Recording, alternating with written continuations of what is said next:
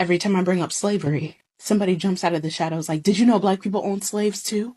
Like, that's supposed to stop the conversation. Like, that's the gotcha. Okay, so let's talk about it. The first recorded black slave owner in the American colonies was a man named Anthony Johnson. He was taken from Angola in the early 1600s, survived indentured servitude in Virginia, gained his freedom, and eventually owned land, over 250 acres. That's wild, considering the time, right? But here's where it gets twisted. In 1654, Johnson went to court to claim that another black man, John Casser, owed him a lifetime of labor. And the court sided with him.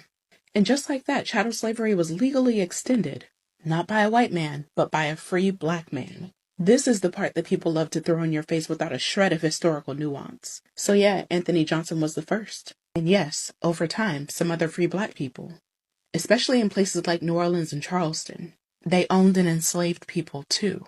Sometimes to protect family members from the system, sometimes to gain wealth and proximity to power. And no, hell no, I'm not excusing it. It was betrayal, it was cruel, it was wrong. But I'm also not going to sit here and let you pretend that that canceled out 400 years of white-led genocide. Because here's what you're not going to do.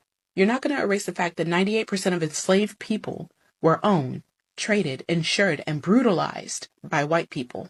You're not going to pretend that black people created the boats, the laws, the markets, and the damn system itself. Black participation was a stain, but white supremacy was the blueprint. And let me give you one more twist to that Anthony Johnson story. After he died, Virginia snatched that land back from his family. They claimed that black people couldn't be citizens. So miss me with that fantasy that owning people bought him safety. The very system that he tried to participate in turned around and ate him whole. So yeah, some black people tried to mimic the master. But that doesn't make them the architects. It makes them proof of how poisonous that system really was. They weren't trying to build freedom. They were trying not to drown. And in doing so, they passed the chains on. We don't hide the truth over here. But we damn sure won't let you weaponize it either.